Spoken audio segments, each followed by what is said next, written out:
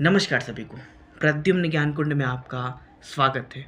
एक प्रश्न उठता है कि क्या जन कल्याणकारी योजनाएं वोट बटोरने का ही परिणाम होती हैं?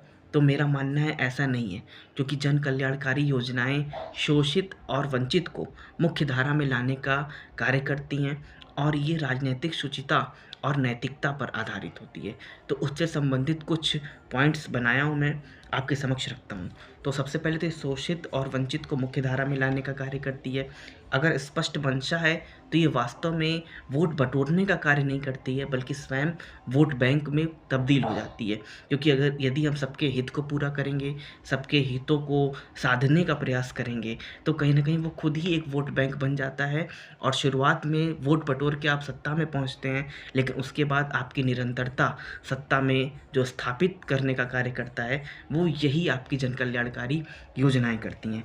साथ ही साथ अंत्योदय और समरसता का यदि भाव रहेगा, तो निश्चित रूप से ये योजनाएँ सार्थक सिद्ध होंगी।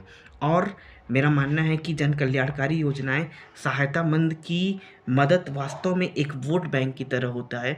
यदि हम मदद करेंगे, तो एक वोट बैंक का कार्य करेगी और ये हमारे लिए एक एसेट की तरह यूज़ होगा। तो जन कल्याणकारी योजनाएँ किसी भी प्रकार से मुझे ऐसा नहीं लगता है कि वो वोट बटोरने के लिए होती हैं। अगर स्पष्ट मंशा है, स्पष्ट नीयत है, तो निश्चित रूप से ये कल्याणकारी सिद्ध होती है। यदि संवैधानिक मूल्यों को निहित करते हुए उसके लक्ष्यों को प्राप्त करने का प्रयास यदि कोई सरकार करती है, तो उनकी जन कल्याणकारी योजनाएँ निश्चित रूप से लाभ पहुँचाती हैं। बहुत-बहुत धन्यवाद।